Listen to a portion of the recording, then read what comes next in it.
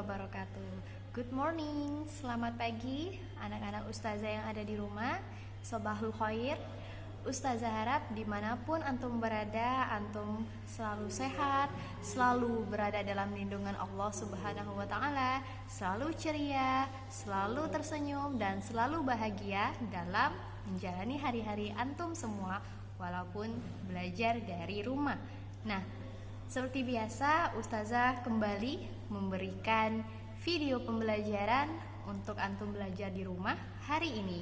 Nah, seperti biasa, sebelum belajar kita berdoa agar memohon kepada Allah pembelajaran kita hari ini dapat berkah, ilmu yang kita terima bermanfaat, dan juga selalu dapat kita ingat apa yang sudah kita pelajari hari ini. Oke? Nah, seperti biasa, tadahkan kedua tangan, tundukkan kepala, kita mulai doa bersama-sama. Bismillahirrahmanirrahim. Rabbi shrahli sadri wa yassirli amri wahlul 'uqdatam min lisani yafqahu qawli. Rabbi zidni ilma warzuqni fahma. Amin ya rabbal alamin. Oke, anak-anak ustazah, kita sudah selesai berdoa. Jangan lupa pula siapkan buku, alat tulisnya yang lengkap agar dalam proses pembelajaran antum dapat belajar dengan tenang, nyaman, dan juga dengan baik. Nah, anak-anak ustazah semuanya, pada pembelajaran sebelumnya kita sudah belajar atau mengenal panca indera atau 5 indera yang ada di tubuh kita. Kita coba ulang lagi, kita ingat bersama-sama. Pertama, ada apa? Yaitu indera penglihatan, ada mata. Kedua, ada indera pendengaran. Mendengar kita pakai apa? Pakai telinga. Ketiga, ada indera pencium. Kita mencium pakai apa? Pakai hidung. Keempat, ada indera pengecap. Pengecap pakai apa? Pakai lidah. Bagaimana kita merasakan asin, pedas, manis, nah itu kita pakai lidah, namanya indera pengecap. Dan yang kelima yaitu indera sentuhan di kulit. Nah, kita merasakan sakit misalnya dicubit atau terasa panas saat terluka kena api misalnya. Nah, itu namanya indera sentuhan atau kulit. Nah, panca indera yang ada di tubuh kita ini dapat kita gunakan dengan baik sesuai dengan fungsinya. Misal, ustazah kasih contoh yaitu mata. Nah, mata digunakan atau diberikan oleh Allah agar kita gunakan untuk melihat hal-hal yang baik. Misal, kita gunakan untuk membaca buku, misalnya membaca buku pelajaran. Habis itu yang lebih baik lagi membaca apa? Al-Quran. Nah, misal antum punya waktu kosong, waktu senggang, antum bisa gunakan mata antum ini untuk membaca Al-Quran. Nah, tentunya hal-hal positif harus antum lakukan dengan rutin, ya. Misal membaca buku agar antum bisa membaca lebih lancar lagi, bisa menghitung lebih lancar lagi. Nah, selain itu kalau selain mata apa lagi? Misal telinga. Nah, telinga antum gunakan untuk mendengar hal-hal yang seperti apa, ustazah? Nah, misalnya mendengar hal-hal yang baik, misalnya mendengar bacaan ayat suci Al-Quran. Nah, antum ikut menyimak bacaan Al-Quran tersebut. Nah, itu berarti antum sudah menggunakan salah satu indera atau kemampuan antum di tubuh antum, yaitu mendengar dengan baik, yaitu mendengar lantunan ayat suci Al-Quran. Oke? Nah, kita kembali lagi. Karena kita mengenal ada 5 panca indera. Nah, ustazah akan bahas salah satunya, yaitu apa? Mata. Mata digunakan untuk melihat, ya, melihat. Nah, mata digunakan untuk melihat, salah satunya melihat bacaan, yaitu membaca buku. Nah, kalau ustazah kasih pilihan antara 2 gambar ini, nih, yang di atas. Nah, 2 gambar yang di atas ini kira-kira kalau ustazah tanya, posisi membaca yang seperti apa yang benar? Yang ini atau yang ini? Nah, ayo ustazah kasih pertanyaan antara 2 gambar yang di atas ini. Yang mana cara membaca yang baik dan benar? Oke, silakan jawab dan antum tulis di buku antum.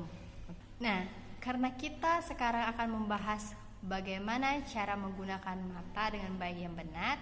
Nah, kita ketahui bahwa membaca kita menggunakan mata. Nah, agar matanya tetap sehat, matanya tetap dapat digunakan sampai kapanpun, antum harus merawatnya. Nah, salah satunya bagaimana? Yaitu membaca dengan baik dan benar. Kalau misalnya antum membaca, kira-kira memilih tempat yang terang atau tempat yang gelap? Nah, kalau tempat yang terang, mata antum nyaman gak? Atau kalau misalnya mau membaca di tempat yang gelap, lagi mati lampu, atau misalnya suasananya redup, antum gunakan untuk membaca, kira-kira baik gak? Nah, Ustazah sarankan untuk anak-anak antum yang soleh dan soleha di rumah, jika antum ingin membaca, pilihlah tempat yang terang dengan cahaya yang cukup, ya, agar mata antum tetap sehat, tetap terjaga, dan tetap digunakan dengan baik. Oke, sekarang Ustazah mau ajak antum bermain. Bermain apa? Ayo menari. Nah, sekarang kita lihat di halaman 45 ada lagu Potong Bebek Angsa. Ustazah yakin antum sudah tahu lagu Potong Bebek Angsa ya? Nah, pasti sudah bisa nyanyi dari awal sampai habis. Nah, sekarang ayo menari bersama. Peragakan lagu Potong Bebek Angsa, bisa sama teman, bisa sama orang tua, bisa sama kakak dan adik. Oke? Nah, untuk contohnya silakan saksikan video.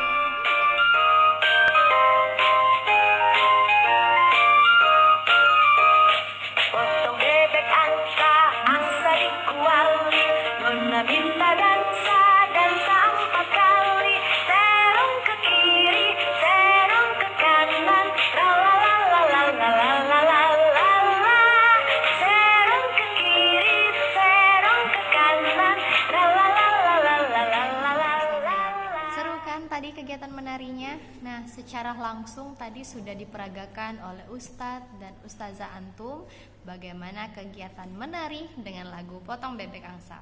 Secara langsung tadi atau secara tidak sadar antum sudah menggunakan semua indera atau panca indera yang ada di tubuh antum. Antum menggunakan kaki untuk maju, mundur, ke kiri dan ke kanan. Habis itu antum juga menggunakan tangan. Habis itu antum juga menggunakan mata untuk melihat, antum juga mendengarkan lagunya. Nah, di situ antum sudah menggunakan indera atau kemampuan yang ada di tubuh antum. Nah, hebat. Sekarang karena ustadz dan ustazahnya sudah memberikan contoh, sekarang giliran antum, oke? Nah, mari kita lanjut ke materi selanjutnya di halaman 46. Nah, di halaman 46 ini kita disuruh, kira-kira apa judulnya? Ayo menjaga kebersihan. Nah, sayang sekali kalau anak ustadz dan ustazah yang ada di rumah tidak menjaga kebersihan. Ingat bagaimana salah satu peribahasa dalam Islam yang mengatakan bahwa kebersihan sebagian daripada iman. Nah, antum harus selalu mengingat hal tersebut. Nah, tubuh antum agar tetap sehat, agar tetap terjaga dari kuman, dari bakteri, antum juga harus menjaga kebersihan. Dengan cara apa? Dengan cara mandi teratur, habis itu juga sikat gigi yang teratur, habis itu apa lagi? Habis itu juga mandi pagi hari dan sore hari, sikat gigi juga. Nah, Ustazah mau tanya, kalau antum sikat gigi kira-kira kapan? Nah, waktu yang tepat untuk sikat gigi pertama yaitu pagi hari ya, dan yang kedua yaitu malam hari. Malam harinya jam berapa? Jam 8 misalnya antum sebelum tidur. Intinya sebelum tidur antum harus gosok gigi supaya kuman-kuman tidak bersarang di mulut antum dan membentuk kerajaan di gigi antum, ya. Nah, nanti dia malah membentuk kerajaan. Nah, di gigi antum nanti jadi banyak kumannya. Nah, nggak mau kan? Untuk itu silakan antum setiap harinya sebelum tidur gosok gigi, jaga kebersihan, mandi jangan lupa, sebelum main atau sesudah main tetap harus cuci tangan. Bagaimana materi hari ini? Ustazah rasa cukup ya.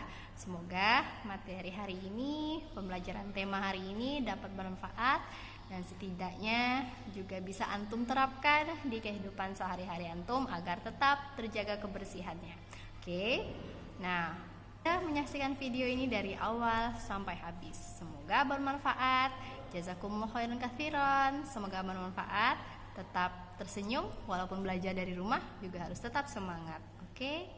Nah, jangan lupa ingat, ulangi pelajaran antum setiap hari agar tidak lupa. Rajin membaca, rajin sholat, rajin mengaji, agar ilmu yang antum dapat berkah dan selalu menjadi anak soleh dan soleh. Oke, jangan lupa juga untuk murojaah tahfiznya, ya. Ustazah ucapkan terima kasih. Sampai jumpa. Wassalamualaikum warahmatullahi wabarakatuh.